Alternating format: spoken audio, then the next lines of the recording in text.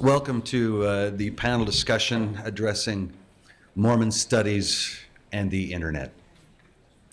My name is Blair Van Dyke. I teach at the Orem Institute of Religion, and also am an adjunct professor here on campus. And it is my privilege to introduce to you our panel participants. Before I do that, just a quick invitation. This evening, the Orem Institute is hosting a reception in honor of the speakers at the conference today and tomorrow. And that will begin tonight at 5:30 and end at about 6:45. There will be food, there will be mingling, it will be enjoyable. I'm confident you'll have the opportunity to rub shoulders with the different presenters here at the conference. And then from that reception, we will move over here to the Eugene England lecture that Patrick Mason will deliver. So that is at 5:30 at the Orem Institute of Religion, which is just south and east of this beautiful building. And there will be placards and signs out and people that will give you some direction. It's in the lower lounge of the Institute building. It's on the west side of the building, all right? Our participants in the panel, to my far left is James Faulconer. He's a professor of philosophy at Brigham Young University and the Richard L. Evans Chair of Religious Understanding. Next to Professor Faulconer is Ardis Parshall, noted Mormon historian, columnist, and epic Mormon history blogger. Next to Ardis is Patrick Mason, the Howard W. Hunter Chair of Mormon Studies at Claremont Graduate University. And then you've just heard, of course, from Joanna Brooks, religious studies scholar with particular emphases on Mormon life and politics. Panel discussions are always very, very exciting, depending on the topic. I have great anticipation that this will be a lively and engaging panel discussion. So, a couple of rules. First of all, the context. If we were to go out onto this campus, which 86% of the students on this campus are Mormon. That is a very unique demographic in the United States among publicly funded universities. There's not another one like it. And asked, what is Mormon studies? One of the problems is that there would be a potential blank stare, a collective shrug, a lack of capacity in many to even describe what Mormon studies is, let alone what Mormon studies is on the internet. And so in a conversation with Armand Maas at a conference a couple of years ago, he said, listen, Blair, Mormon studies became possible for 4 reasons. Number 1, the general acceptance of a new and broader discipline called religious studies. It kind of laid the foundation, according to Armand. Second, publications that were free of anti-Mormon literature. Third, Mormon church leaders adopted a more friendly posture towards the need for academic studies of Mormonism.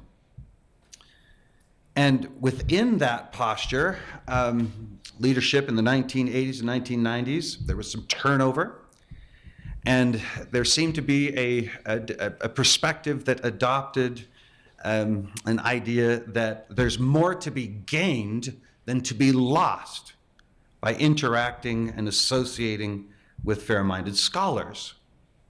And Mormon studies emerged from that. Now we're talking about Mormon studies and the internet. And so, with that context laid, I hope that there will be vigorous conversation between the panelists.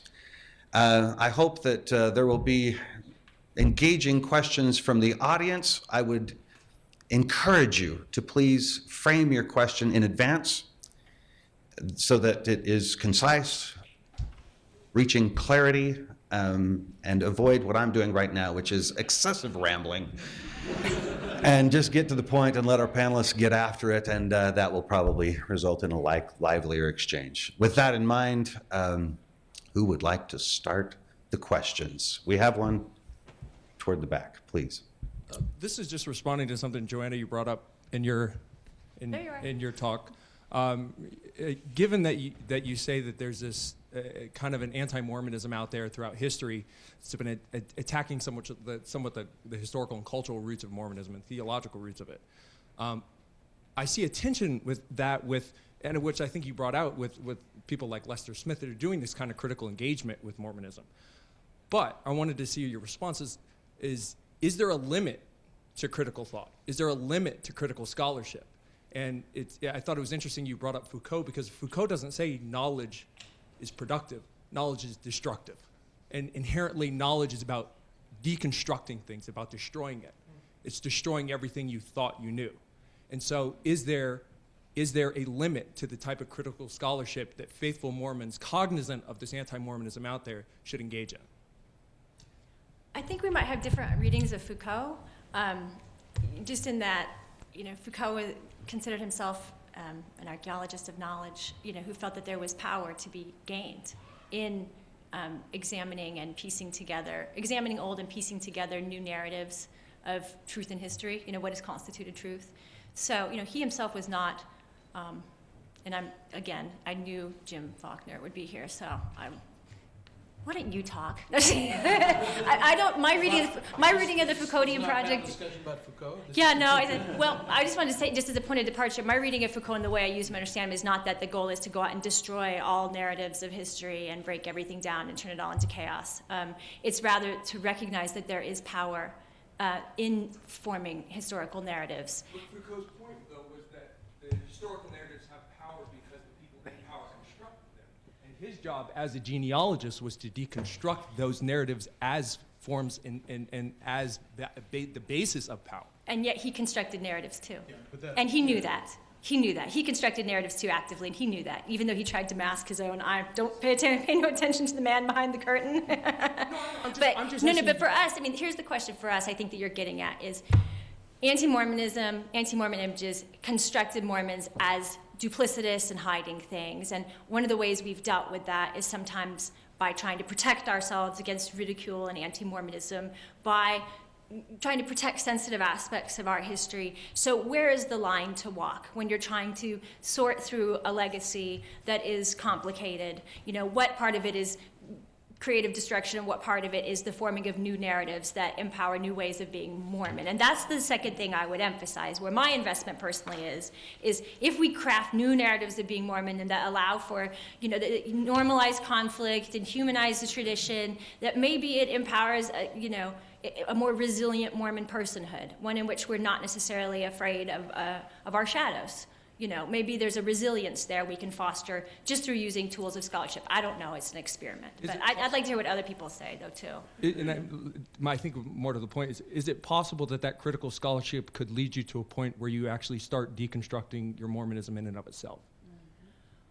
Yeah, and that's where the boundaries of a scholarly field come into vision, is that we all bring personal experiences and convictions, and yet we have training as scholars to do a certain kind of work, and I believe that if we do that work well and with a sense of hopefully usefulness to our community, that there's very little we have to fear. But I want to hear other voices, because Patrick knows this, and all of us know this. I wonder when Mormonism became afraid of truth. And I think that what Joanna did, talking about undergrounding and these 19th century narratives, there are historical reasons why we became afraid of publicly divulging everything about us. All communities have secrets. All communities have ways that they talk amongst themselves versus the way that families do this, individuals do this. So this isn't unique to Mormonism by any stretch. But when did knowledge and truth become antithetical to faith? And when did we feel like we have to be scared of our history? Right. And faith is, and the construction of faith is, it falls outside the bounds of scholarship. Scholars, if they're being honest, know that they can talk about faith, but the way that believers construct narratives and meaning is different than what scholars do. It's just different projects. And I think one of the problems has been, and this is a universal issue, is that Mormons are moderns. We live in the modern world. And we've adopted secular modernity as a frame, oftentimes without even knowing. We swim in it. And so we think everything has to be empirical. And we have to empiricize everything. We have to apply the same kind of lens to faith that we do to a frog specimen that we dissected in 8th grade. But they're actually different kinds of knowledge. And that doesn't mean the faith is out of bounds for scholarship, but scholars have to be cognizant of the limits of the kind of knowledge that they produce. Faith has to be cognizant of the kind of work that the scholarship is doing. And I don't think we have to be afraid. Are there tough questions? Yes. And are we going to do we have to come up with new narratives, a lot of us? Yes. And I think this is what Joanna was talking about with the church having to respond to some of these things in an internet age. You can't be private about knowledge. It's all out there. So we have to rethink our relationship to these things. But I just absolutely believe. I mean, and this goes back to Brigham Young and others. Although Brigham Young did plenty of dissimulation himself. But if Mormonism claims to be truth, then why are we afraid of truth? We're not. Right. Exactly. Or we don't have to be. I think of these questions kind of like a genealogist. That's partly my background. Almost nobody is willing to start with themselves and document the facts about their parents and grandparents and so on. They automatically, the first thing they want to do is jump back to, well, my name is Lee, I'm a descendant of Robert E. Lee, and they want to start working there. Or they want to go back to King whoever. And then when they find out that that family story they heard from Great Aunt Maud is not true, their whole family tree falls apart and they don't know what to do with it. I find that among internet scholars a lot, that people don't want to take the time and make the effort to get to know the basics and to piece things together from the beginning. In the history field, they automatically want to go, they show up at the church history library and they want to see the Council of 50 Minutes. Or they want to see some other closed collection, even though they have not done the groundwork where they could find the same answers. They want to go immediately to the limits and want to explore before they have any foundation. They haven't read the available secondary literature. Exactly. Right. And that's where the problem comes in. Then they accuse people of lying to them because they've never heard the basics before that have been there, but they haven't gone looking for them. I've had to revise my faith, my Mormonism, in regard to history any number of times, but it's always been on the edges, the equivalent of jumping to the distant ancestor. It's never been on the foundational, the things that are not a matter of history. I don't know what else to say, except that things don't get shaken unless you're really always walking on the shaky ground at the very edge. I want to go back to something that Patrick said that I think is an important point, and that is that we really do have this modernist tendency to think that there's only really one way of knowing, and then that one way gets turned into a kind of naive science, a naive understanding of science. And then when our knowledge turns out not to work that way, rather than thinking that we were just stupid, which we never want to believe, we think there must be something wrong with whatever it is we were trying to figure out. It might be our faith, it might be our family, it might be our relationship to loved ones. All sorts of things get taken up in that way. But I think that that's a common problem. I've thought I should write a book about it, but I don't have any idea what I would say or who would read it. But other than that, it's a good project. But I really do think it's a serious problem that there's this kind of, I'll call it scientism, this naive scientism with which we approach our history, questions of faith. Then, for me, I mean, I'm one of those who's, those who know me know, I'm one of those who's really quite happy that we don't have a theology and have my fingers crossed that we don't get one. If the Jesuits show up, I'd like to be their friends. I just don't hope we baptize them. I think the messiness is good, and I think it's a part of what it means to know and understand, is to have a lot of messiness. Real histories are messy. Real lives are messy. I think real theology is incredibly messy. And one of our problems is we want everything cleaned up and neat, and then when it isn't, we feel somehow there's been a failure. And I think there has been, but the failure is mostly on our part and not on the part of whatever it is we're worried about. Jim, is that at the roots of the title that you mentioned, The Book of Mormon Made Harder? I guess it is. I'll just say something very quickly about it. I took the study questions from that I'd been doing for the Book of Mormon, was asked if I would publish them. I said yes, I would. We're casting about trying to decide what to call it. I was walking through the BYU bookstore, and I saw a book called The Book of Mormon Made Easy, and I started to laugh. So as a joke, I wrote to the publisher and said, what about The Book of Mormon Made Harder? What do you think? And I really did mean it as a joke, and he wrote back and said, it's a great idea. But then I had to write a preface saying, why in the world would somebody write a book? But I think part of the problem there, in fact, is that we aren't, when we read Scripture, not just the Book of Mormon, when we read Scripture, just like when we read history, we don't look for the things that question us and make us rethink our lives and our faith. We look for the things that just reaffirm what we already think we know. And if we do that, we're not reading Scripture, we're not really reading history, we're not, I think, being faithful. I think faith is about being questioned and living in that question. Thank you. Please. Wait for a mic, though, as we are online.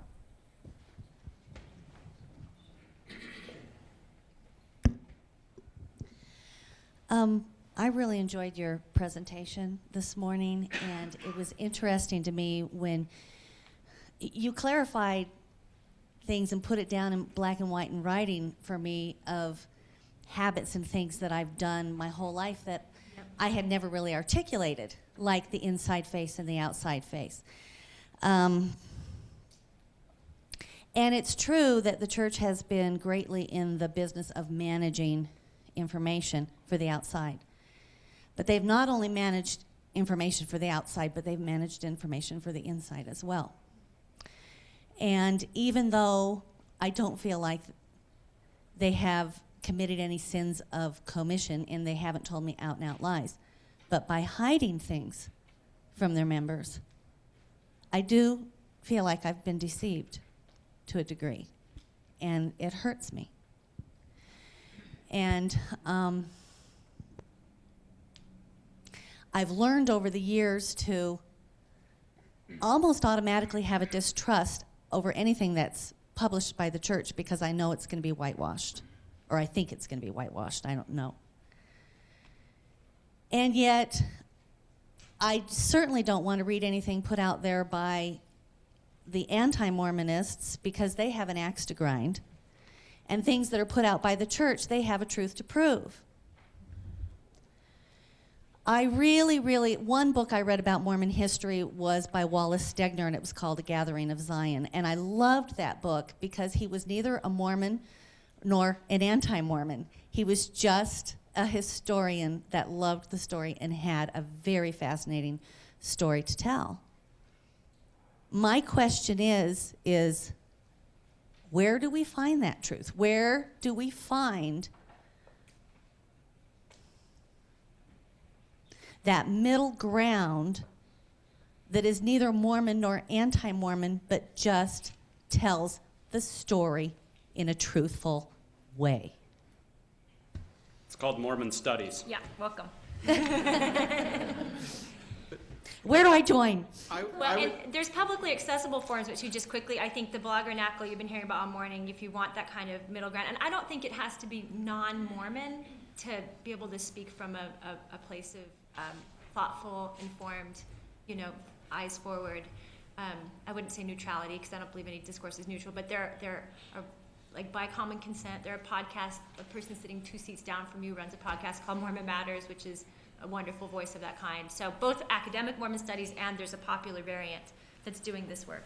Read Dialogue. I mean, Dialogue's been doing this for 45 years. That's exactly what it was founded to do. I mean, I'm on the board, so I have a, but that's exactly what it's been trying to do.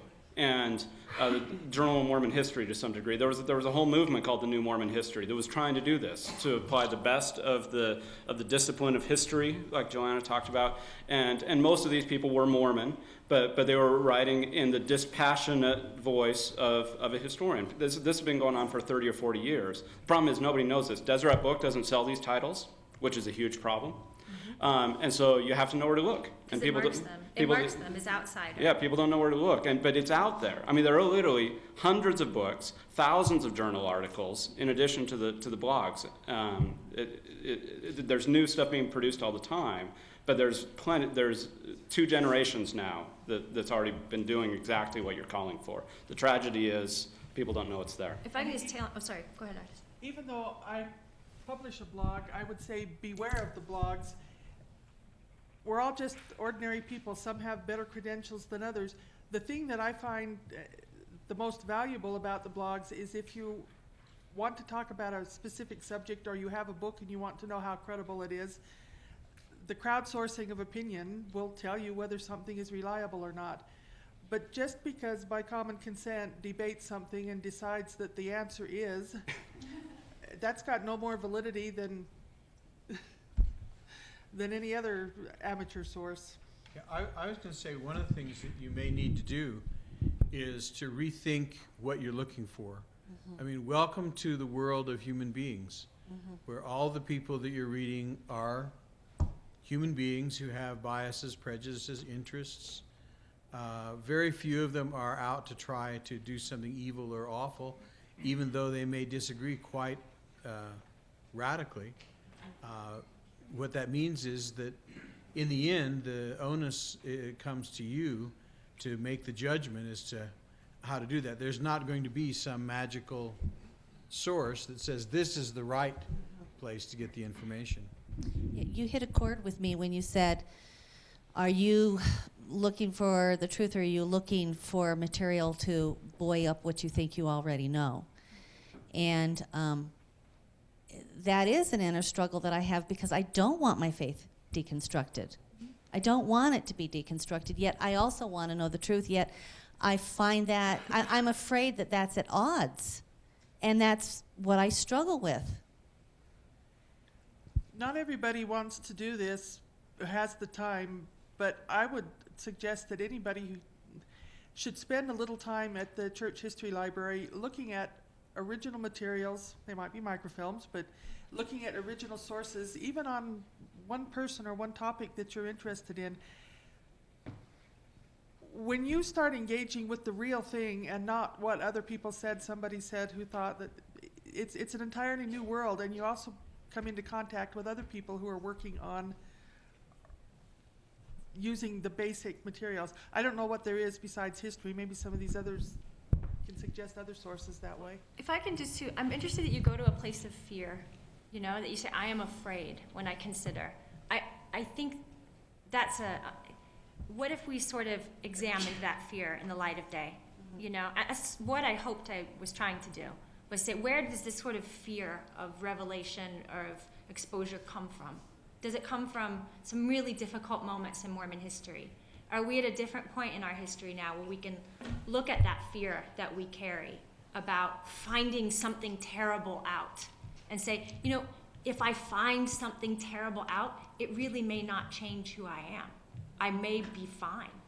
You know, replace the fear and the shame. I think Mormons carry a tremendous amount of shame and have been encouraged to be ashamed of parts of our history like polygamy.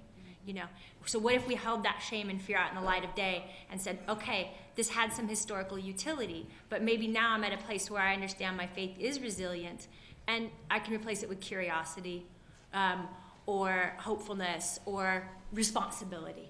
You know, so that fear is interesting. We go there. And you may find out the shame is the wrong reaction Exactly. to have when you read the words of a woman who was in a plural marriage. Exactly.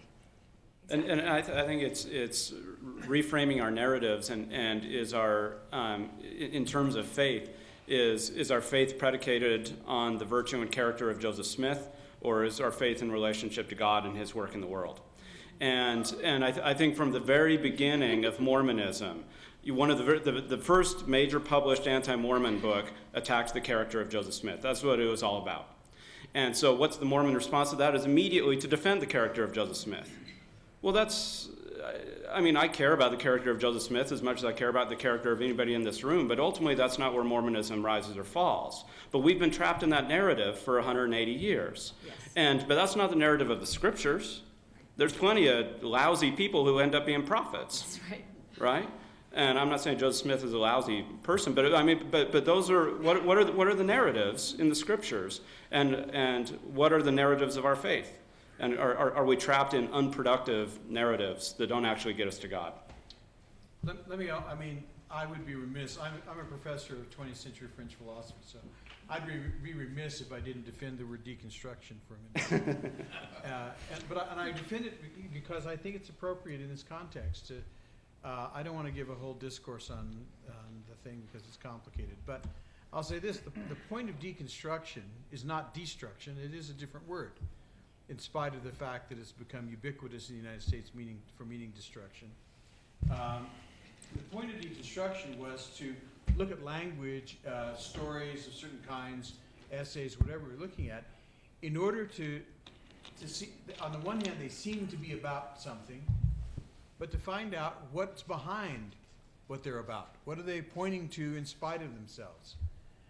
And I think that if we deconstruct some of our histories and stories, we'll find out that they're about things we hadn't expected, and often those things are really faith, genuine faith, rather than this artifice that we've created to protect ourselves from other things.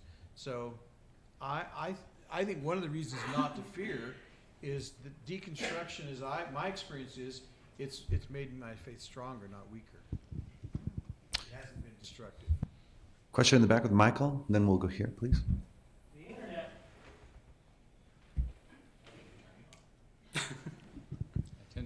Yes. There we go. Now, the internet is simultaneously connecting and disconnecting in social media. You connect to this world out there virtually, but in some respects, whenever you're doing that, you're disconnecting from everybody around you. And a few of you talked about this, how people are going out on the internet to find these communities of like-minded Mormons, and they're creating these communities and getting probably, in some instances, more satisfaction out of that than they are out of their local ward. I was curious, in your own individual lives, and you're going in to these different internet communities that you're participating in, how have you integrated that to enrich your real life versus your virtual life? So what have you taken out of that into your real life, and how is that a model for other people who are participating online with their families and wards and so forth? Well, I'll start. I'm actually a bad example of this, and in that I actually spend most of my time offline, and my ideas of the way I've worked out some of these ideas about Mormonism and Mormon studies happen mostly in face-to-face interactions. I was lucky to be part of a group of really bright grad students at Notre Dame in a period where we could work some of this out face to face, and so the blog served a secondary role for me. But I was lucky, and not everybody has the face to face interaction. I still believe And one of my articles of faith is Eugene England's essay, Why the Church is as True as the Gospel, because he talks about how important the church is and face-to-face interactions with people that we don't choose. That's where I think there is a danger with the blogs, where it is, if it becomes entirely self-selective, and it becomes, like Jim said, we never hear anything we don't want to hear. Or we refuse to acknowledge it. And one of the brilliant parts about the ward system, as frustrating as it can be for a lot of people and isolating for a lot of people, is it forces you to do what I think Christianity calls you to do, is deal with people who are different than yourself. And I think Eugene England pointed us to that. So I think, I'll stop there. So I think those real life interactions are still crucial to what it means to be a Mormon, a thoughtful Mormon, and a Christian. There's an issue of class here, too, that I think is very important to recognize. A lot of us who are academics want to associate with other academics, and one of our criticisms of the church is it's not enough like our class. And I don't think that we say that out loud even to ourselves, but when we go to our ward and we feel uncomfortable with these people who don't think we do, what we're really doing is devaluing saints who are not of our class. So I really think there's a serious problem that we have to take up, and that we ought to be careful about this belief that we will have to have the same kinds of relations with everyone that we happen to have with people who share our intellectual interests. The mind is not superior to the body. I mean, that's an important Mormon tenet. And if it's not superior to the body, then the people who are not mind workers are not inferior to those who are. And yet we often assume they are. That's what the internet encourages us to do. But we all do need a life of the mind, and lots of us don't get it face to face. I'm a bad example for exactly the opposite reason of Patrick. I'm plugged in all the time.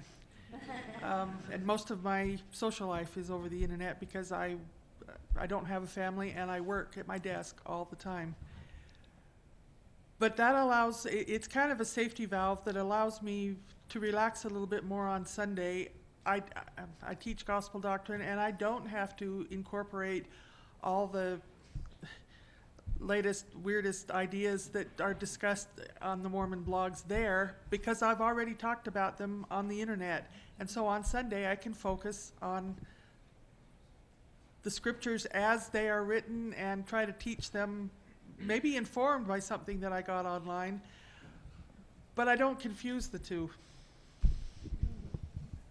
I'll just add my own little experience in the end, because I stopped attending church for a season of my life, which is no secret, and I did so in significant part out of sort of just my own personal fear and shame that happened, my own personal reaction to some of the excommunications of the 90s, and that was sort of pre-bloggernacle, and I went away.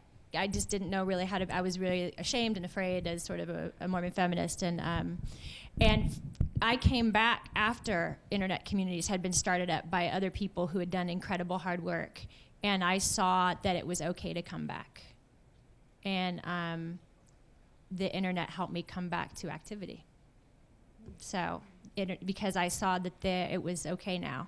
There were places to where feminists were talking online, and that. And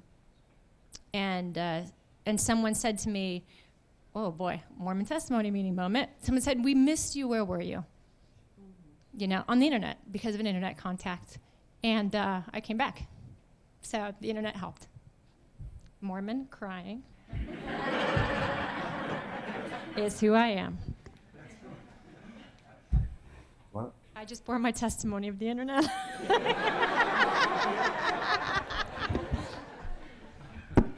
Question here, please. The microphone's coming.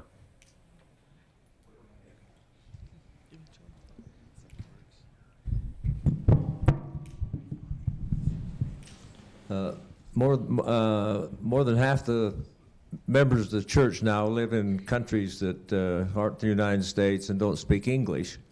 And I'm wondering how all of the things we've been talking about here are going to relate to the international church. I had a little experience as a missionary in Colombia not too long ago, with a woman whose son was going to go on a mission, and he had come across that notion about what's the relationship between Mormonism and Masonry. And she looked on the internet and got into a bunch of stuff written in Spanish, including the temple ceremony being depicted fully. And that's available in Spanish, but there's not any information in Spanish like the kind of things we've been talking about here. Now, is this a problem, do you think? Is there something we should be doing about this? The Latino people that I deal with don't ever raise questions like this, but I'm sure there are people in all over the world that are having the same kind of questions. I think it's a tremendous problem. I know a couple of people who are individually trying to solve a part of it. Jared Tamez has started a blog that's in Spanish. He's even translates some of the English materials to post there. Kent Larson either started or is heavily involved in one in Portuguese. I know that's a minuscule start to a massive problem. I don't know what else individuals can do.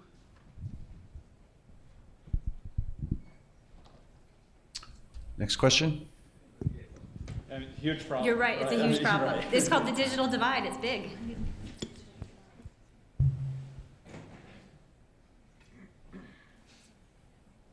So my question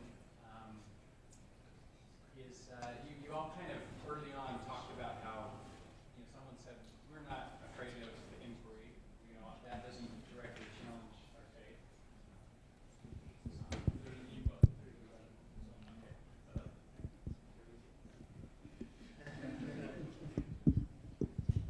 Okay, sorry about that.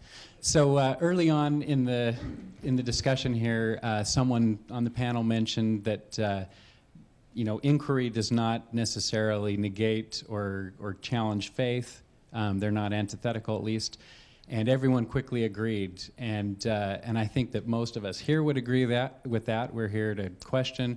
I think that maybe even most of the people on the internet that are looking around for history and information and personal stories would agree with that.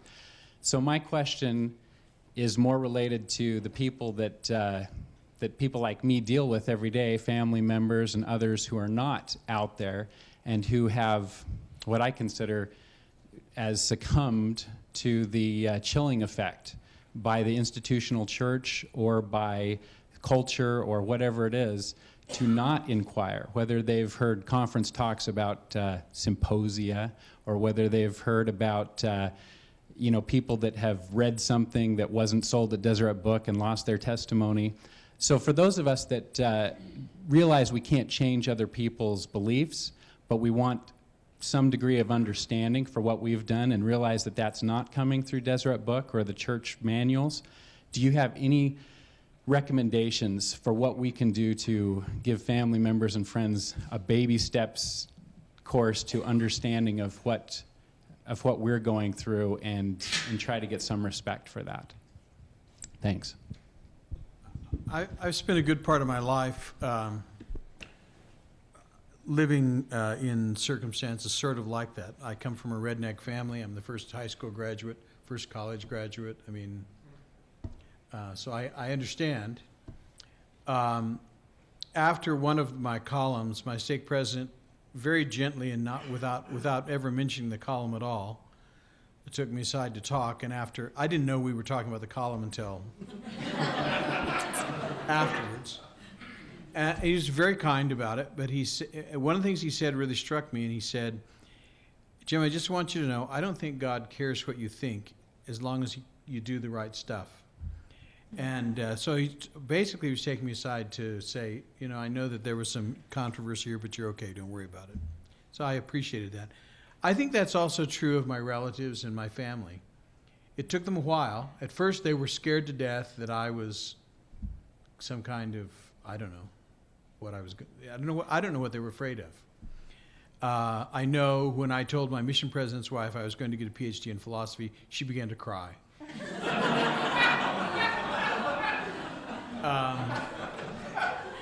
I think she's recovered by now, but I'm not sure.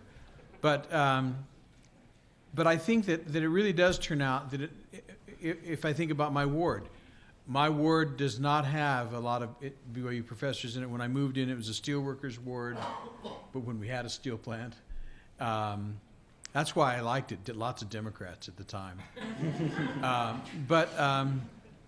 Anyway, I was the strange guy in the ward, and it took me years to get over being the strange guy. But after a while, they realized I was going to do what everybody in the ward did, and I think it got to the point where they didn't care what I thought as long as I did the right stuff. And I think it takes some time, but I think that for me, that's the answer. Just keep thinking strange things and doing the right stuff. And I would actually echo that, and I think it's building a kind of social capital and spiritual capital with people. Is it this problem? Dueling mics.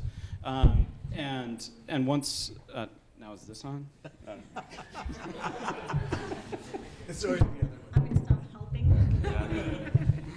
This is why technology is awesome.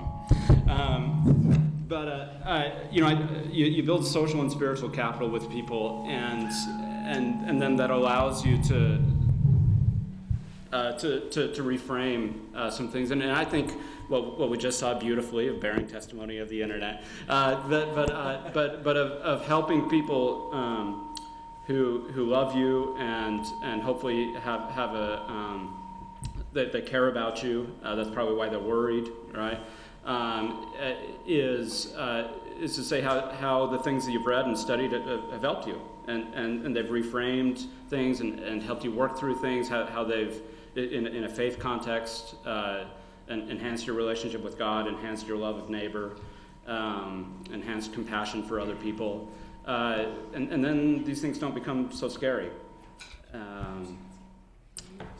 I don't know that that's very profound, but It's the English professor me. I'm hearing like all these words, like the fear word and the scary word and the worried word.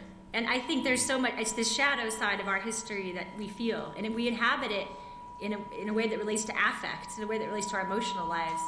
And I think it's me.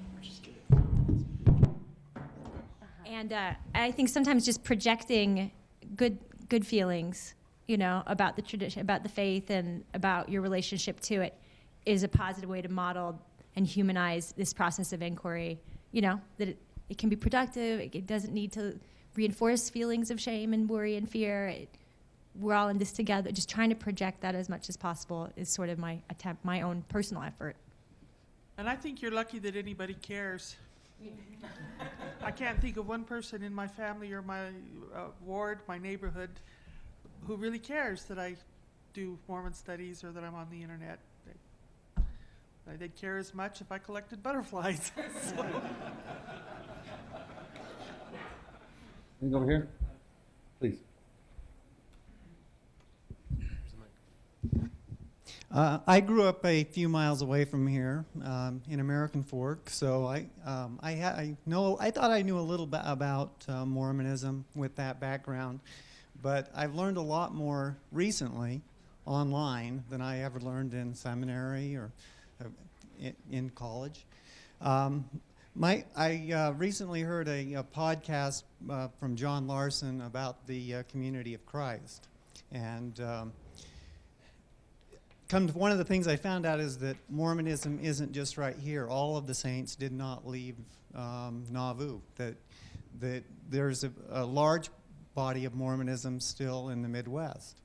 And in John Larson's podcast, he went on to kind of delineate and show the bifurcation between the two schools of thought in the LDS Church as being a very authoritarian branch of the church, versus the community of Christ, a very liberal and giving women the priesthood, full acceptance of all people.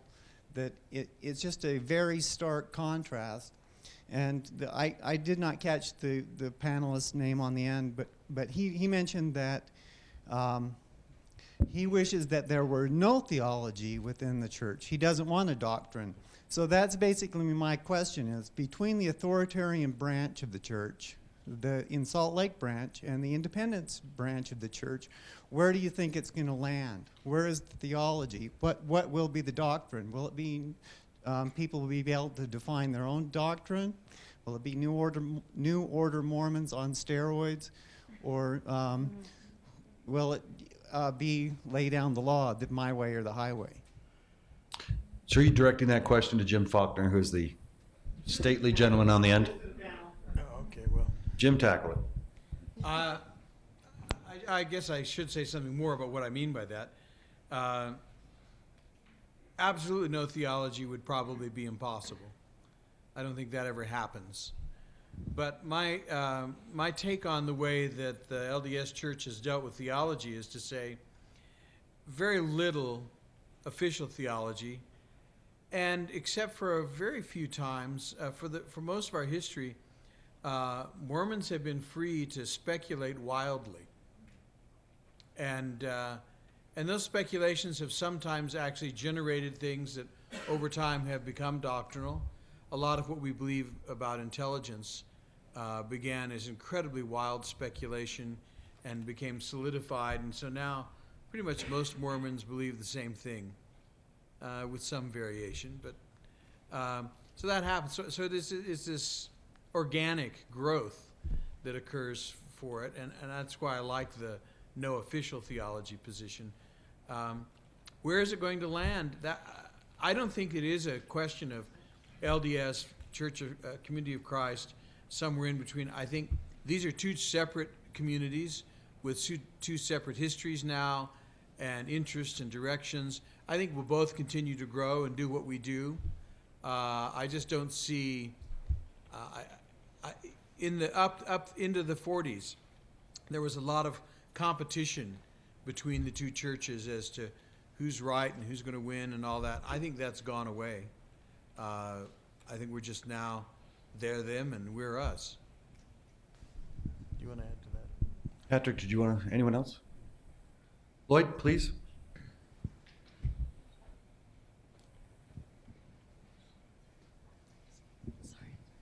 All right, this is actually on behalf of Blair Hodges, who's watching the live feed. And so this is for Jim. He says, you mentioned that you can think your strange things, but do the right things and be okay. This seems to imply the need to keep diverging opinions to oneself. Do you see any discursive place within the church for different perspectives? Well, the first thing I'd say is I don't think I keep my opinions to myself. I write, I publish.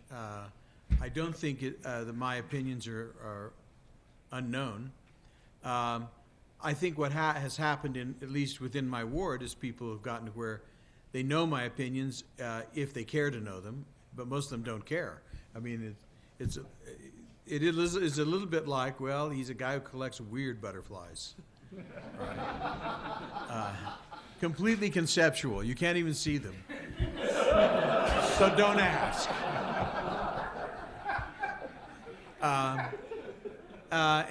So is there a place for diversity of opinion? Sure, I think there's a lot of place.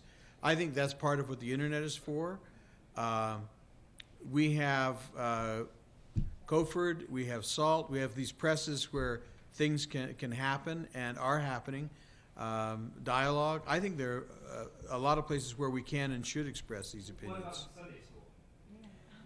Yeah, Sunday school, I'm actually much more, I'm a real old-fashioned Sunday school teacher when I teach Sunday school. I think Sunday school is there for me to help, when I'm the teacher, for me to help people in Sunday school learn to think about Scripture. Now, that may be helping them learn to think about it differently than they have, but I don't think it's a place for me to bring in a lot of my theological speculation. I think, but listening to sort of the virtual discussion between Blair and Jim, I noticed a habit we have of kind of compartmentalizing a bit. And I think I get along like you do pretty much in the chapel, but it's really just not important. I'm there to take the sacrament. Just that's it. It's not important, right? But I wonder, though, if that compartmentalization doesn't actually strengthen the sense that something shouldn't be talked about. right? And then fuels the pressure that does have impact on real lives. And I'm not saying that the answer resides with any of us as modeling in the ward setting some enlightened form of inquiry. That's really fraught. But I wonder if the absence of dealing with, if the fact that we've sort of ceded Sunday school, as it were, to the most, so that the default mode, the understood norm of Sunday interaction is we don't talk about this list of things unless you're 75 years old and sit in the back row of high priest quorum and say whatever you please, right? And everyone starts says, okay. But no one tells the young people, we don't actually think that. You're wrong. We're not supposed to tell each other we're wrong. And so when someone sits in the back row of high priest quorum, and says, well, it's about the fence sitters in heaven, and the young people overhear this, well, they're not there, but, it gets around in the oral tradition that is the theological jungle. So if there's not a robust voicing of, well, actually, no, Lester Bush said this or over here. We actually know this is not the case. And we do have an account of what happened. I wonder if there's a vacuum there that then leads to these feelings, in an unmarked way, feeds feelings that there are some things that shouldn't be talked about. I don't know. It's transgressive. It is transgressive. Some of the most contentious debates that I've been in on the internet have concerned whether something is church doctrine or not. It's not that I'm arguing against the opposite point of view that somebody has. I'm saying that the church has made no formal statement on that idea. Some of those very same ideas have come up in Sunday school in the past several years ago when I was alternating classes with a man who would teach some of those ideas as if they were gospel doctrine.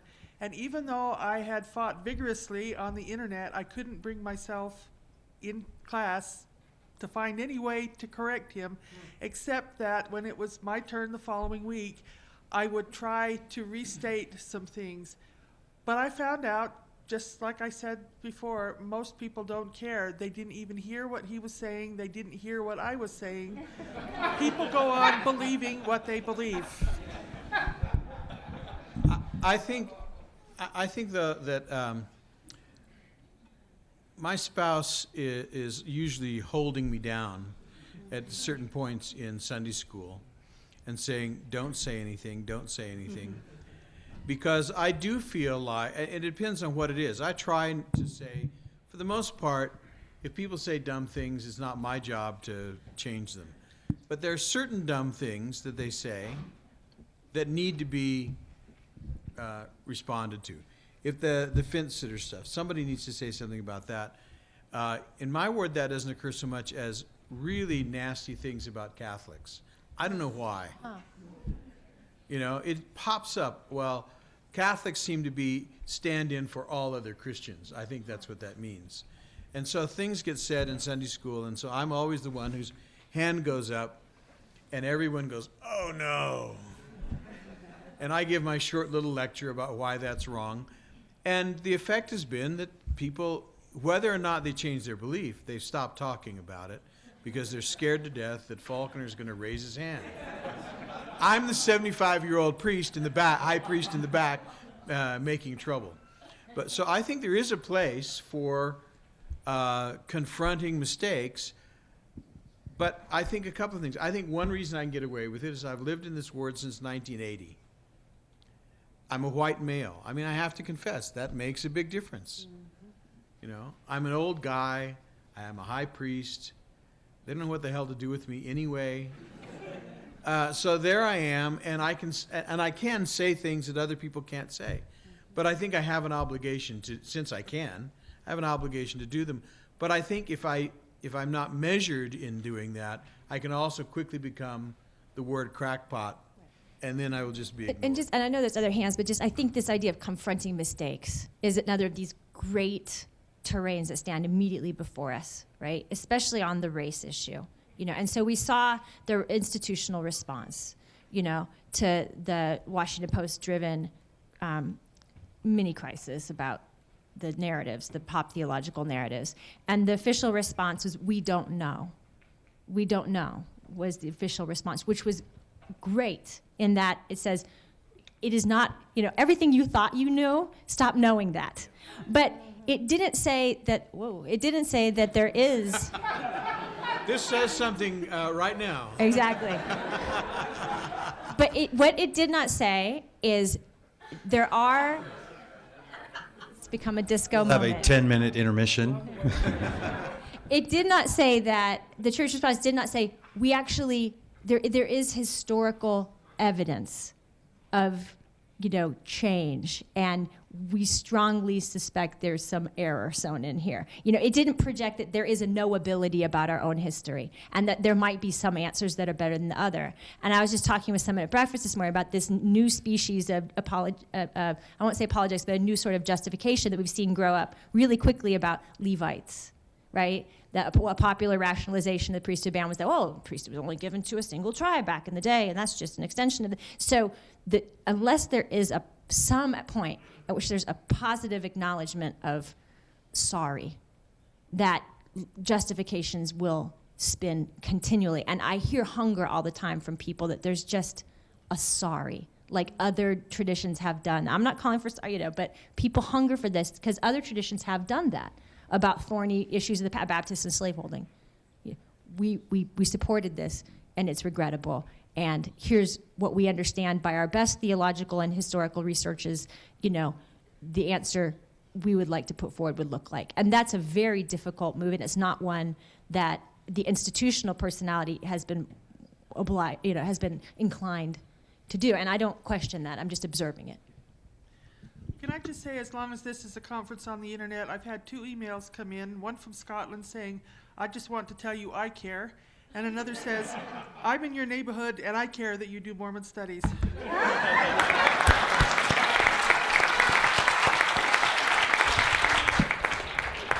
Thank you. Well, we knew before we started there would be less time than questions. So one more plug for the reception this evening, where you can meet with these experts in Mormon studies at the Orem Institute of Religion, just again, south and east of the library here. So one final question, and then we'll put the wraps on it.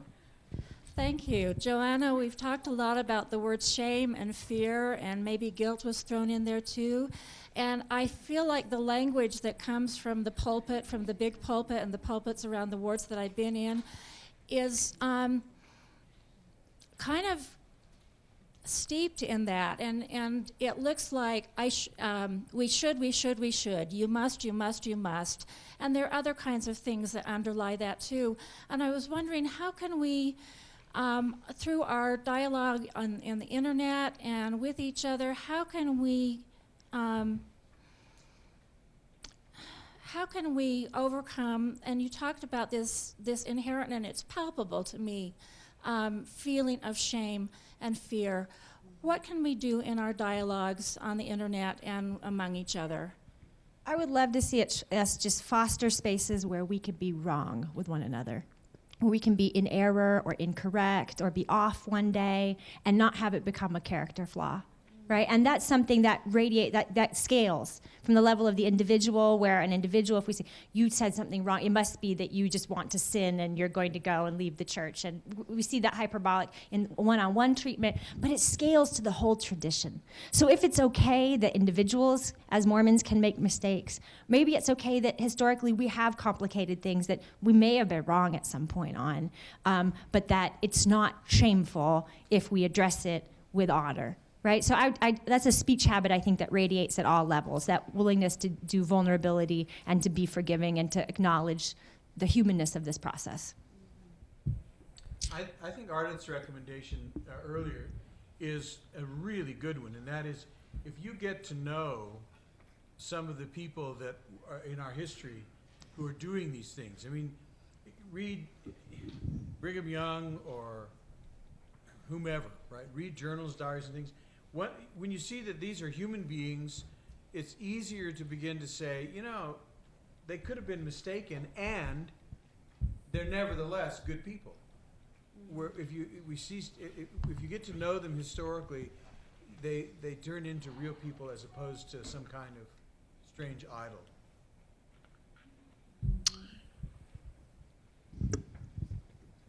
Ladies and gentlemen, will you please join me in thanking our panelists?